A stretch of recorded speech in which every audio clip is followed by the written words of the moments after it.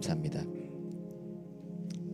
그리 중요하지 않을 수 있지만 높아심에 한번 광고하면요, 저희 2부 예배가 사실 본 예배입니다.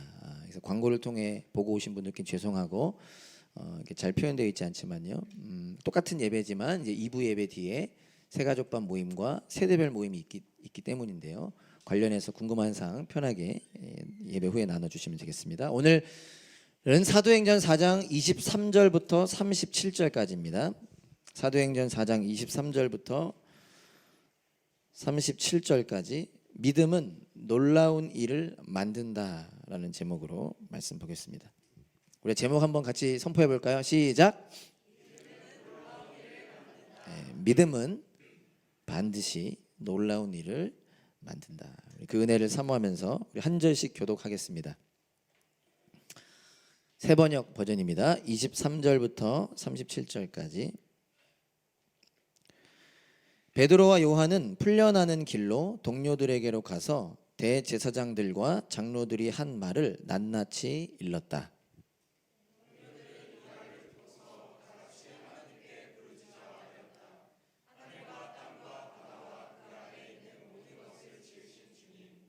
주님께서는 주님의 종인 우리의 조상 다윗의 입을 빌어서 성령으로 이렇게 말씀하셨습니다. 어찌하여 이방 민족이 날뛰며 뭇 백성이 헛된 일을 꾀하였는가?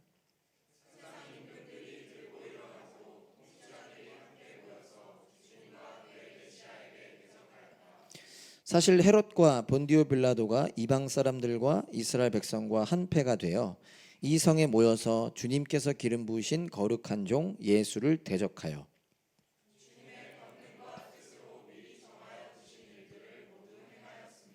주님 이제 그들의 위협을 내려다보시고 주님의 종들이 참으로 담대하게 주님의 말씀을 말할 수 있게 해주십시오.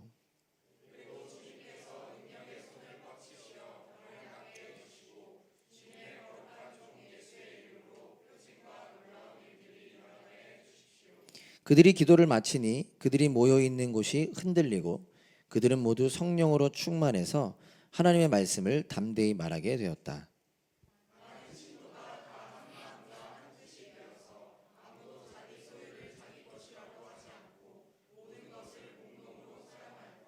사도들은 큰 능력으로 주 예수의 부활을 증언하였고 사람들은 모두 큰 은혜를 받았다.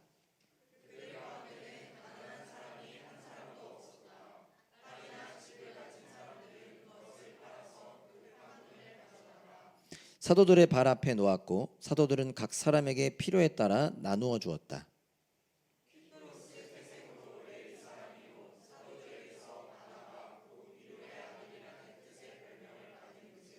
자기가 가지고 있는 밭을 팔아서 그 돈을 가져다가 사도들의 발 앞에 놓았다.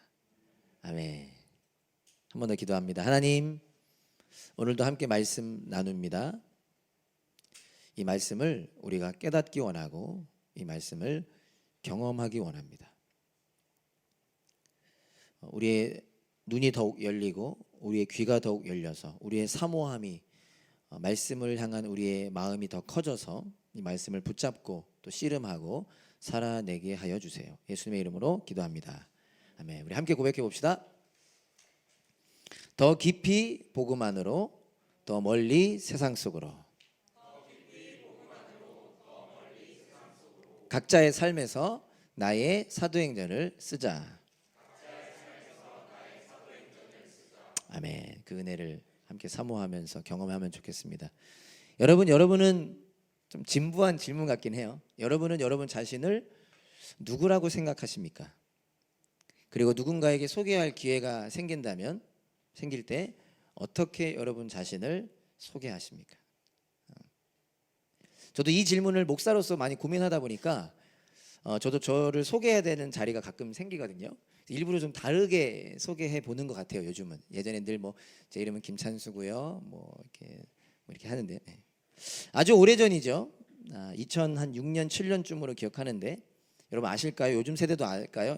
양동근이라는 연예인이 크리스마스 성탄절날 강남역으로 나갔습니다. 전 보지 못했어요. 전 시골 출신이라 기사를 통해서 봤는데 꽤 많은 사람들이, 그 당시 양동근 씨가 유명하긴 했으니까요, 꽤 많은 사람들이, 더군다나 사람이 많은 강남역 크리스마스잖아요, 몰려들었는데 그때 양동근 형제님은 춤과 노래를 보여준 것이 아니라 자신이 어떻게 예수님을 믿게 되었는지를 고백했다고 합니다. 여러분, 오늘 성탄절인데요, 사실 저는 예수님 믿는 사람입니다 라면서 이렇게 시작을 한 거죠. 예수쟁이라는 노래도 한때 꽤 유명했었습니다. 많은 교회들이, 저희 교회에서도 중고등부가 불렀던 걸로 기억하는데, 가사가 이렇죠. 나는야 예수쟁이, 사람들이 내게 손가락질해도 상관없어, 나는 신경 안 써, 그것이 바로 내 정체성. 제도가 이거 부른 적 있나요? 한번 성탄절을 한번 부탁합니다. 이전에는 이 양동근 형제님에게 이전에는 연예인이라고 하는 것이 자신의 정체성이었다면, 이 모습을 통해 우리는 무엇을 보고 듣게 되었는가? 이제는 예수님을 믿는 믿음이, 예수님을 믿는다라고 하는 그 믿음이 그분의 정체성이 된 것이죠. 베드로와 요한이 종교 지도자들로부터 풀려났습니다. 오늘 본문에서 사도행전을 누가가 기록했잖아요. 누가는 이 베드로와 요한, 그리고 예수님의 제자들, 예수님의 사람들을 32절에 보면 뭐라고 표현하고 있냐면, 개역개정 버전에 보면 신도, 그리고 세번역, 오늘 우리가 보는 세번역에 보면 믿는 무리라고 표현합니다. 그게 무슨 말이냐면, 우리에게 어쩌면 당연한 걸지 모르겠지만 이게 그 시대에 있어서는요 특별한 표현이거든요. 그 시대에 있어서는 우리의 정체성이 바로 이 믿음에 있다는 것입니다. 중요한 건 무엇을 믿는지가 중요하죠. 자기를 믿는 것도 아니고 다른 무언가를 믿는 게 아니라 예수님을 믿는 사람들이다 라고 그들은 고백했고, 누가는 그렇게 기록했고 우리에게 전하고 있는 것이죠. 그리고 오늘 본문에는 무엇이 기록되고 있는가? 이렇게 예수님을 믿는 사람들에게, 믿음이 그의 정체성이 된 사람들에게 그 믿음이 만들어내는 놀라운 일이 있다는 것을 기록하고 있습니다. 오늘 제목이죠. 믿음은, 예수님이 주신, 예수님을 믿는 그 믿음은 반드시 놀라운 일을 만들어낸다, 우리 안에서 일으킨다라는 것입니다.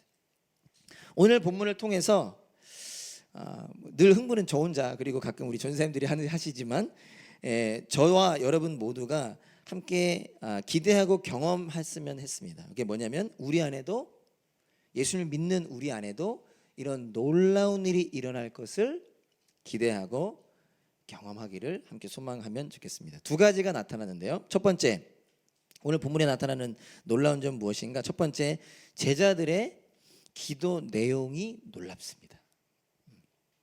제자들의 기도 내용이 놀랍습니다.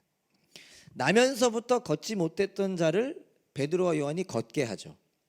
은과 금은 내게 없으나 내게 있는 건 너에게 주노니 예수님의 이름으로 일어나 걸어라. 그래서 걷게 돼요. 그런데 이 일로 베드로와 요한이 종교 지도자들에게 잡히게 되죠. 그리고 다시는 예수님의 이름으로 말하지도 말고 가르치지도 말라라는 위협을 받고 풀려나게 됩니다. 그 당시 최고 권력자들, 가장 힘이 센 사람들의 위협이었으니 얼마나 무서운 위협이었겠습니까? 그리고 풀려난 그들이, 베드로와 요한이 자기의 동료들, 친구들에게 이 일을 자세하게 설명해 줍니다. 우리 이런 일을 겪고 왔어. 그리고 그 얘기를 들은 제자들이 다 같이 하나님께 부르짖습니다. 쉽게 말하면 기도한 거죠. 24절을 보면요, 그들이 이렇게 기도를 시작합니다.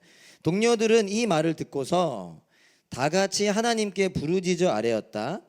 하늘과 땅과 바다와 그 안에 있는 모든 것을 지으신 주님이라고 기도를 시작합니다.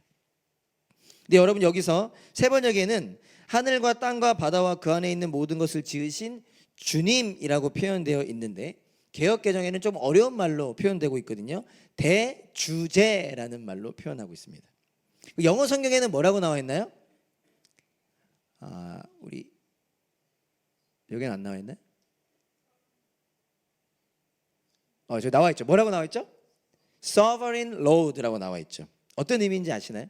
이게 사실 주님이라는 단어보다 여기 영어 잘하면 좀 더 강한 표현이죠. Sovereign Lord. 이게 데스포테스라는 그리스어가 쓰여졌는데, 절대적인 힘을 가지고 다스리는 통치자를 뜻하는 단어입니다. 그러니까 대주제, Sovereign Lord. 이게 주님보다는 더 잘 표현된 거죠. 즉 제가 여러분들과 기억하고 한 번 더 기억하고 싶은 건 뭐냐면, 우리가 그냥 읽어 나갈 확률이 큰데, 지금 베드로와 요한의 얘기를 듣고 제자들이 그런 위협을 받았고 그런 협박을 받았다는 얘기를 듣고 기도를 하는데, 지금 누구에게 기도를 하냐면 하나님께 기도를 하죠. 근데 그 하나님이 누구시냐면 절대적인 힘을 가지고 계신 분이라는 거예요.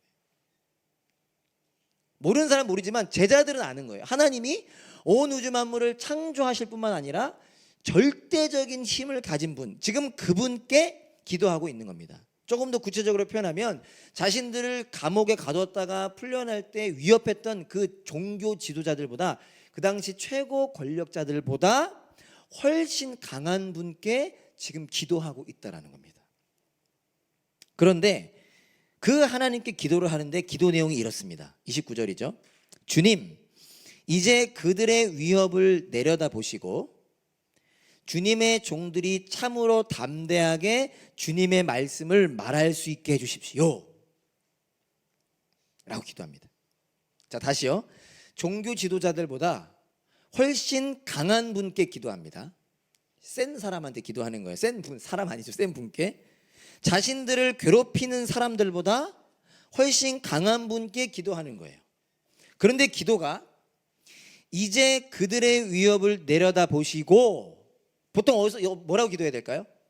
이제 그들의 위협을 내려다보시고 그들을 처단해 주세요 아닙니까? 여러분, 우리는 다 순수해서. 주엘이가 제 아들 둘째가 주엘인데 공원에서 이렇게 강아지의 습격을 당했습니다. 그래서 강아지 좋아하는 분들 표현을 좀 거치게 죄송합니다. 그러니까 강아지는 좋아서 달려들었는데 저도 걔 입장에 대해서 생각을 해봤더니 아마 사자가 나한테 달려든 것 같은 그런 느낌이었을 거예요. 경기를 이렇게, 제가 마침 그때 떨어져 있었어 가지고 그래서 막 달려갔는데 주엘이가 저를 바라보는 눈빛, 저에게 도망오죠. 그 눈빛은 저 개를 이뻐해 주세요라는 게 아니라 뭐죠? 쳐다내 달라는 거잖아요. 여러분 그런 적 없어요? 저는 그랬습니다. 어릴 때 못된 형들한테 괴롭힘 당하면 아빠한테 일렀습니다. 그 일렀던 거는 어떤 의미냐면 저 사람들 처단해 주세요. 저 사람들 나 때렸어요. 더 세게 때려주세요. 그게 보통 인간이죠. 근데 제자들은 그렇게 기도하지 않고 어떻게 기도하냐면 훨씬 강한 분께, 절대적 힘을 가진 분께 기도를 하는데, 주님 이제 그들의 위협을 내려다보시고 처단해 주세요가 아니라 종들이 참으로 담대하게 주님의 말씀 말할 수 있게 해주세요라고 기도합니다. 놀랍지 않나요? 선아, 놀랍지 않니? 보통 안 놀랄 확률이 크죠. 왜? 우리는 이렇게 기도 안 해봤거든. 그러니까 성경을 읽어도 그냥 지나가는 거죠. 기도의 내용이 바뀐 겁니다. 당연히 저들을 처단해 달라고 해야 되는데, 심지어 이 위협에서 벗어나게 해달라는 기도도 아니라 말씀을 전할 수 있게 해주세요. 기도의 내용이 바뀐 거죠. 그리고 이것은 그들이 바뀌었다는 것을 나타내고 있는 것입니다. 베드로와 요한은 원래 어떤 사람입니까? 못된 사람들이, 종교 지도자들이 예수님 잡으러 왔을 때 칼을 들어서 귀를 쳤던 사람이잖아요. 그런데 그들의 기도가 바뀐 것입니다. 제가 말씀을 준비하면서 노진주 목사님이 좀 생각이 나서, 저희 교회도 한번 오셨었으니까 저는 정말 그분의 설교와 특별히 그분이 어떤 또 방송, 새롭게 하소서란 방송에 나와서 인터뷰하시는 중에 정말 눈물을 흘리면서 봤던 장면인데요. 노진주 목사님은 여러분들도 보신 분들은 아시겠지만 어릴 적 소아마비를 겪으셔서 한쪽 다리를 저는 분이십니다. 참 어렵고 힘든 시간을 보내셨대요. 말로 다 할 수 없었겠죠.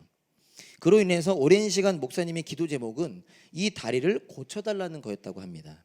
제 기억에 4년 하루도 빠지지 않고 이 다리를 고쳐달라. 근데 그것도 그냥 고쳐달라는 이유가 뭐였냐면 예수님 만나고 나서 그분의 기도였기 때문에 목회하는데 지장이 없도록. 대학교 2학년 때 어느 치유 집회에 참석하게 되셨는데 설교자가 설교하는 가운데 이런 말을 했대요. 믿음으로 기도하면 무슨 병이든 다 낫는다. 화가 나셨답니다. 왜냐하면 속에서 이런 생각이 들은 거죠. 그러면 내가 고침을 받지 못하고 있는 이유는 내게 믿음이 없어서인가? 하나님은 무슨 믿음을 기대하시는 거지? 어떤 믿음이 있으면 내 다리가 낫는다는 걸까? 화가 나셨대요. 그리고 화가 나서 그 설교자에게 찾아가서 설교자와 대화를 했답니다. 따지기 위해서죠. 그때 설교자가 여러분들도 많이들 아실 텐데 바울의 이야기를 했다고 합니다. 사도 바울이 보면 편지에 보면 육체의 가시가 있었죠. 그리고 많은 학자들은 대부분 이것을 어떤 건지 구체적으로 알 수 없지만 육체의 질병이라고 해석합니다. 어떤 병이 있었다. 그걸로 너무 힘들어서 사도 바울이 이 육체의 가시, 육체의 질병이 낫게 해달라고 하나님께 기도를 하는데 하나님께서 그런 바울에게 하신 응답은 뭐였죠? 내 은혜가 너에게 족하다라는 말씀을 하셨다. 바울의 병이 나았습니까? 안 나았습니까? 라고 질문했대요. 노진주 목사님이 놀랐대요. 왜냐하면 속으로 본인이 사도 바울 얘기를 하려고 갔대요. 바울도 기도했는데 안 낫지 않았느냐를 따지려고 했는데 먼저 그분이 물어보셨대요. 노진주 목사님이 안 나았죠? 라고 대답했답니다. 안 나았잖아요, 병은. 근데 이 설교자가 대답하기를 아니요, 나았습니다 얘기했대요. 그래서 왜 어떻게 병이 나았습니까? 물어보자 성경을 보면 사도 바울이 그 기도를 하고 하나님께서 내 은혜가 너에게 족하다라고 하신 뒤로 그 어디에도 바울이 다시 병을 낫게 해달라고 기도하는 장면이 나타나지 않는다.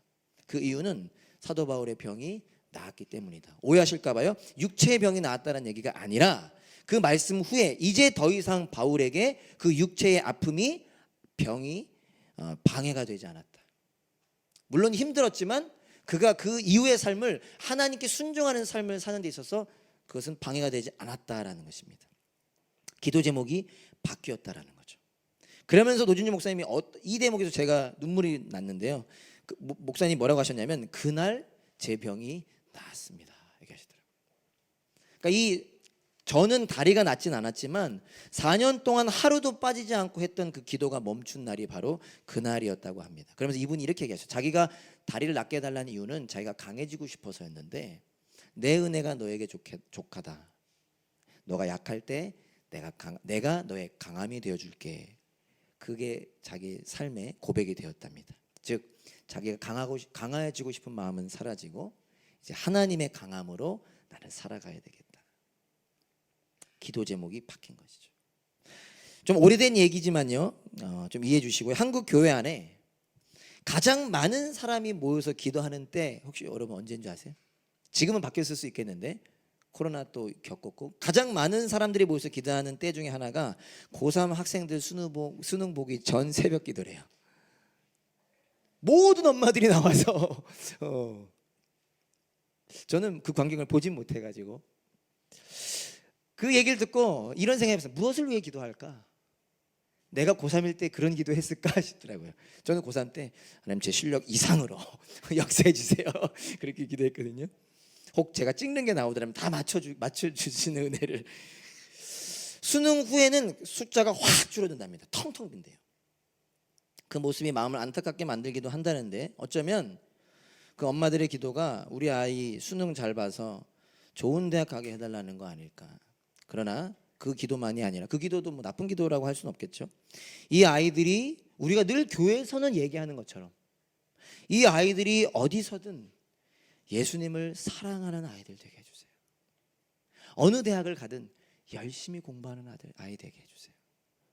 어느 대학을 가든 예수님을 나타내는 아이가 되게 해달라고 기도한다면 얼마나 기쁠까라는 생각을 부족하지만 해보았습니다.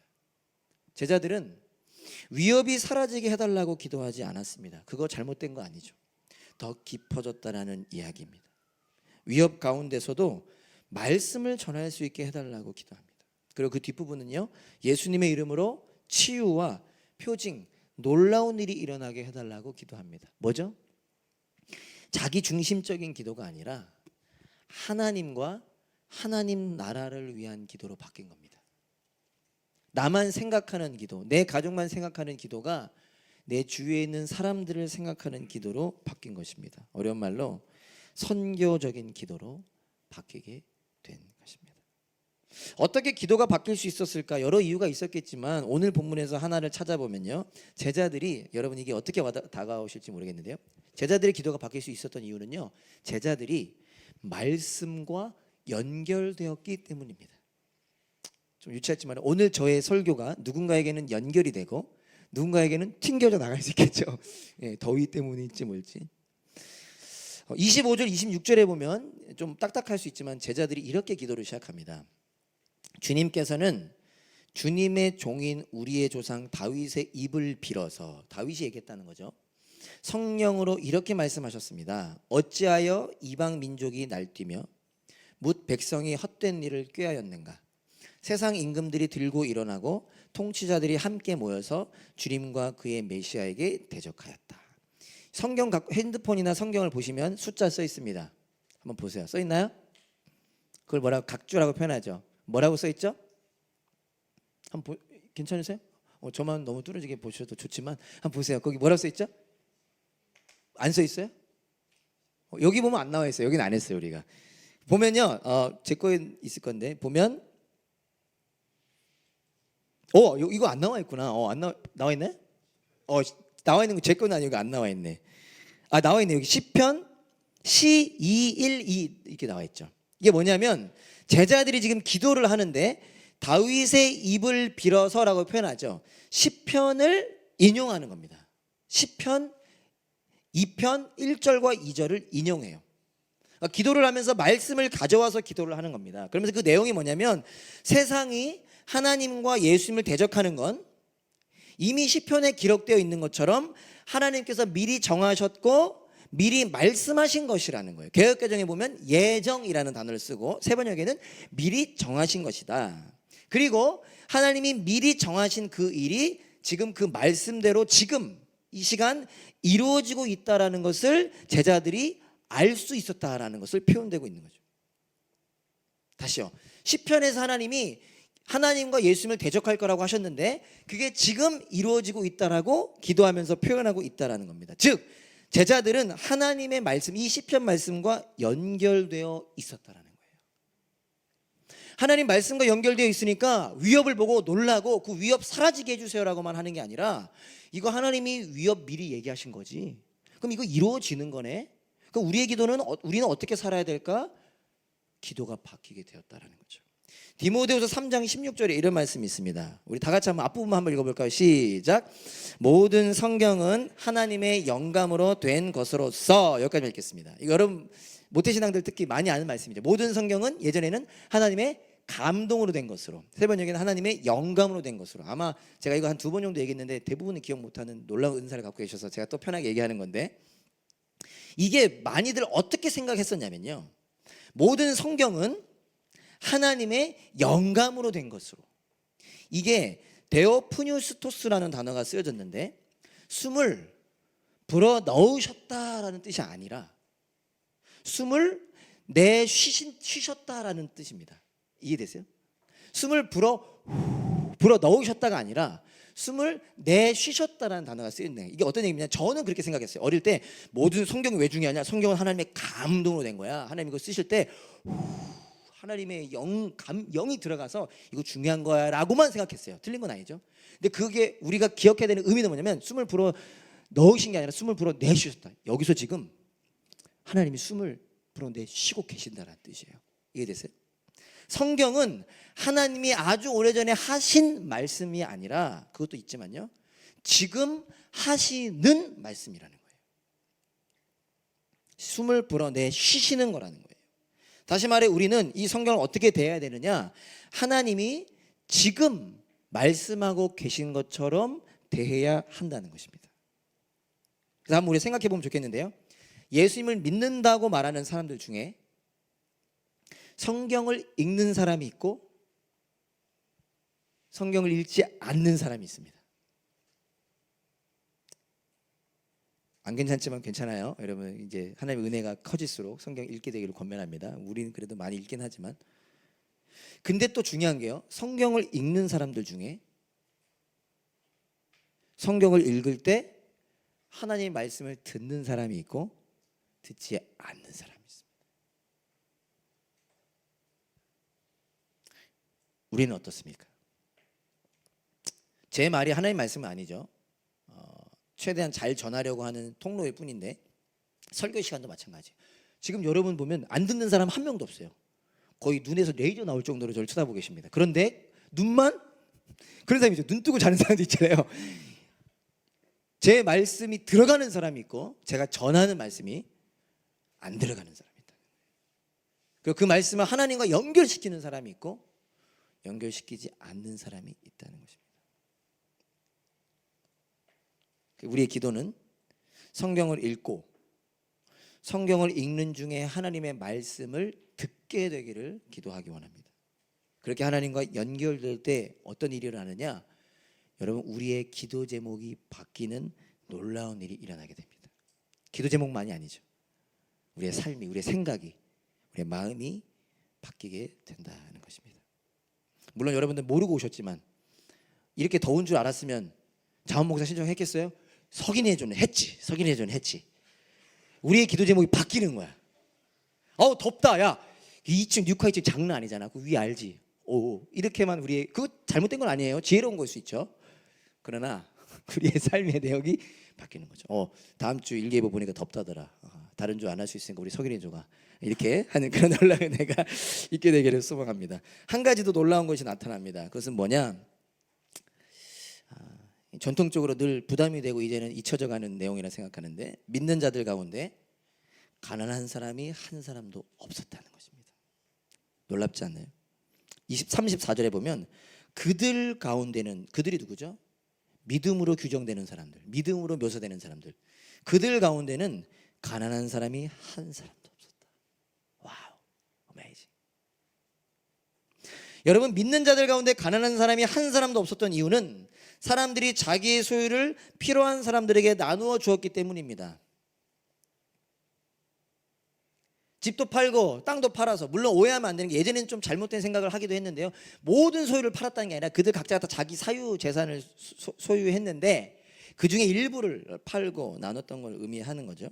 근데 이게 가능했던 이유는 그들이 자기의 소유를 자기 것이라고 하지 않았기 때문이었습니다. 자기 게 아니면 누구 거예요? 제 거예요? 자기 게 아니면 하나님 거죠. 물론 하나님이 나에게 주신 내 건데 그 이전에 하나님 거라는 생각이 있었던 거죠. 레위기 23장 22절에 보면 이런 말씀이 있습니다. 잘 아시는 말씀이 있는데, 하나님께서 이스라엘 백성들에게 나의 백성은 이렇게 살아라라고 명령하시면서 이런 말씀하세요. 밭에 곡식을 거둘 때 다른 애들은 다 그냥 싸그리 거둬. 그게 당연한 거지. 근데 뭐라고 하죠? 모퉁이는 남겨둬라. 이렇게 저기는 수확하지 말라는 거예요. 그리고 수확을 하다가 이삭이 떨어졌어. 어우, 큰일 날 뻔했네. 줍지 말고 냅두라. 그래서 오늘 일어나시다가 혹시 여러분 주머니에서 돈 떨어지시면 냅두고 그냥 가세요. 왜 이런 말씀하셨죠? 이게 이렇게 하실 수 있는 이유가 뭐예요? 하나님 거기 때문에. 그 밭의 수확이 하나님 거고 나무의 열매가 하나님 건데 그들에게 맡겨주셨는데, 그러니까 일부는 남겨둬라. 즉 초대교회, 오늘 본문으로 돌아오면 초대교회 사람들은요, 이 가난한 사람들 향한 하나님의 마음을 알았습니다. 그리고 그 마음에 순종한 거죠. 신명기 15장 4절에 보면 여러분 좀 놀라운 말씀, 좀 어려운 말씀이 있습니다. 이런 말씀이 있어요. 뭐라고 하냐면 신명기 15장 4절에 보면, 없나요? 제가 읽어드릴게요. 당신들 가운데 가난한 사람이 없게 하십시오 라는 말씀이 있습니다. 이게 어떤 의미일까요? 하나님이 이스라엘 백성들에게 말씀하시기를 당신들 중에 가난한 사람 없게 하십시오. 이게 어떤 의미일까요? 가난한 사람이 있으면 누구 책임이에요? 니네 책임이다라는 뜻이에요. 나는 얘기했어. 너희 중에 가난한 사람 없게 해. 가난한 사람이 있으면 니네 책임이라는 거예요. 그리고 하나님의 방법은 뭐죠? 그러니까 너희들을 통해 가난한 사람들을 회복시킬 것이다 라고 말씀하시는 겁니다. 즉 우리 교회에게 해당되는 이야기 해볼게요. 내가 똑똑한 사람 없나요? 똑똑하고 실력 있고 돈 잘 벌고 힘이 센 이유는 무엇일까요? 어려운 질문인가요? 자, 다시. 내가 똑똑하고 실력 있고 잘 벌고 힘이 센 이유는 무엇일까요? 누군가를 돕기 위해서입니다. 오늘도 송민희 집사님 전화 오셔서 도시락 좀 날라달라고 하셔서 제가 절대로 귀찮아서가 아니라 제가 안 가고 제드가 갔습니다. 그 이유는 제드가 힘이 세가지고. 예전에 이런 말이 있었죠. 공부해서 남 주냐. 근데 저희 믿음의 선배님들이 이 말을 바꾸셨어요. 공부해서 남 주지. 공부해서 남 주자. 우리에게 얼마나 다가올 말씀인지 모르겠습니다. 그러나 믿음은 이런 놀라운 일을 일으킨다는 겁니다. 자기의 소유를 자기 것이 아니라고 할 수 있었던 이유는 무엇일까요? 자기의 소유를 주님의 것이라고 고백할 수 있었던 이유는 무엇일까요? 32절부터 37절 한 단락이라고 할 수 있는데 제가 질문 하나 하겠습니다. 좀 어려울 수 있는데 보세요. 32절부터 37절이 성경을 보시면 딱 한 단락이고요. 제목 소제목이 있는데 공동 소유 생활. 그러니까 변화된 제자들의 삶이 어땠는지를 표현해 주는 건데 여기서 생뚱맞은 한 절이 있습니다. 어려울 수 있어요. 잘 보고 한번 대답해 보세요. 제가 한번 읽어볼게요. 빨리 읽어볼게요. 내용이 다 같은 내용인데 하나만 좀 다른 것 같아. 많은 신도가 다 한 마음과 한 뜻이 되어 아무도 자기 소유를 자기 것이라고 하지 않고 모든 것을 공동으로 사용하였다. 사도들은 큰 능력으로 주 예수의 부활을 증언하였고 사람들은 모두 큰 은혜를 받았다. 그들 가운데 가난한 사람이 한 사람도 없었다. 땅이나 집을 가진 사람들은 그것을 팔아 그 판돈을 가져다가 사도들의 발 앞에 놓았고 사도들은 각 사람에게 필요에 따라 나누어 주었다. 여기까지만 읽겠습니다. 한 절만 좀 다른 내용, 생뚱맞은 절이에요. 무슨 절, 몇 절일까요? 대단하십니다. 왠지 아세요? 미장님이 빵꾸 웃으셨는데 왠지 아세요? 다 지금 자기들의 재산을 다른 사람들의 필요를 위해서 나눠줬다라는 내용인데 그 내용 중에 한 절, 33절만 무슨 내용이에요? 사도들은 큰 능력으로 주 예수의 부활을 증언했고 사람들은 큰 은혜를 받았다. 예수님의 부활에 대한 내용, 생뚱맞은 내용이 나오죠. 이 구절이 당시 초대교회 모습을 기록하는 중간에 들어와 있는 이유는 예수님의 부활이 이런 놀라운 일을 이루었다라는 걸 말해주고 있는 겁니다. 사도들이 어떻게 자기의 재산을 다른 사람에게 나눠줄 수 있었을까? 가난한 사람들을 위해서 나눌 수 있었을까? 그 이유가 다른 데 없고 이 예수님의 부활 때문이라는 거예요. 그러면서 말합니다. 이 예수님의 부활은 실제야 라고 누가가 기록하고 있는 거예요. 그럼 조금 관점이 다를 수 있는데 누가가 그 앞에서 계속 했던 예수님이 부활하셨어, 예수님이 부활하셨어를 강조하고 싶은 게 아니라 여기서 무엇을 강조하고 있는 거냐면 예수님이 부활하셨는데 그게 사실인데 그 한 말 또 하는 게 아니라 그 증거가 뭐냐면 제자들이 변했어 라고 얘기하는 거예요. 내가 그 증거를 대줄게. 제자들이 변했어. 뭐가 변했냐면 세상에서는 절대 일어날 수 없는 일, 돈에 대한 생각과 행동이 변했어 라고 얘기하는 거예요. 너희들 이런 거 들어본 적 없지?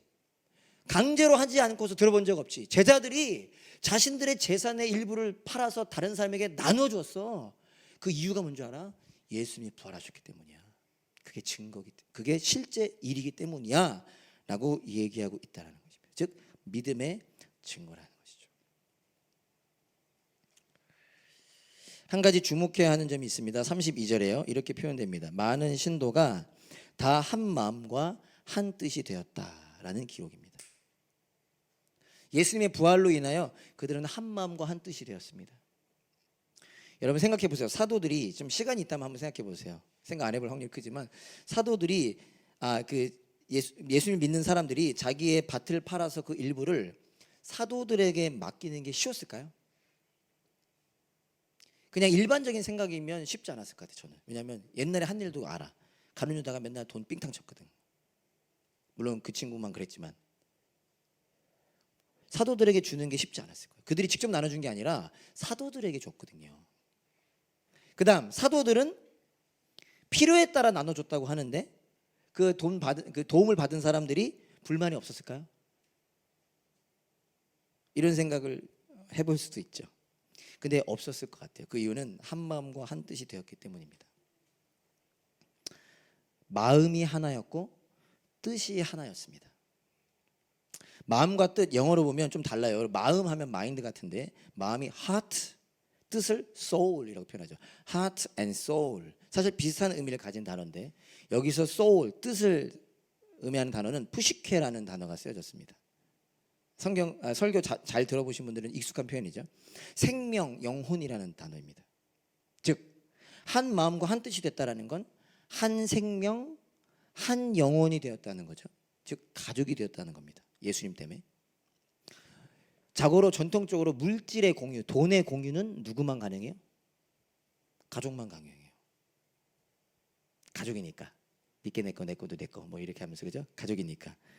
그런데 성경은 뭐라고 표현하냐면 정말 그런 가족이 되었다라고 표현하는 거예요. 그래서 물질의 공유가 가능했던 거죠. 예수님을 믿는 믿음이 이 놀라운 일을 일으켰다는 것입니다. 우리 담없는 교회 안에도 이런 일이 일어나게 되기를 간절히 소망합니다. 말씀을 마치겠습니다. 31절에 보면요. 제자들이 기도를 마치니 그들이 모여 있는 곳이 뭐 했대요? 흔들렸대요. 그리고 그들은 모두 성령으로 충만하게 됐습니다. 흔들렸다는 게 무슨 뜻일까요? 개역개정엔 진동이 있었다고 하고 영어 성경으로 보면 The place was shaken. 그 장소가 흔들렸대요. 마치 지진과 같은 현상이 일어난 거죠. 이게 정확히 뭔지는 모르겠지만 중요한 건 구약 성경에는 꽤나 많이 등장하고 예수님께서 십자가에서 숨을 거두셨을 때 또 등장합니다. 그 땅이 흔들렸다. 진동이 있었다. 중요한 건 이 shaken, 이 흔들림 진동은 하나님의 강한 임재를 의미합니다. 하나님의 강력한 임재. 즉 찬양하고 기도하는 가운데 하나님의 강한 임재가 있었고 그 강한 임재로 인하여 그들의 삶의 변화가 일어났던 것이죠. 제 마음의 갈망은 간구는 우리가 함께 찬양하고 기도할 때 또 우리 각자의 삶 속에 이런 shaken, 그 우리 지진 다 경험해 봤잖아요. 멜번에서도 재작년이었나 작년이었나 그런 진동이 그런 흔들림이 우리 삶 속에 있기를 소망합니다. 그래서 믿음은 놀라운 일이 생깁니다. 그 놀라운 일을 경험하는 저와 여러분 될 수 있기를 간절히 소망합니다. 우리 함께 일어나서 찬양하실까요?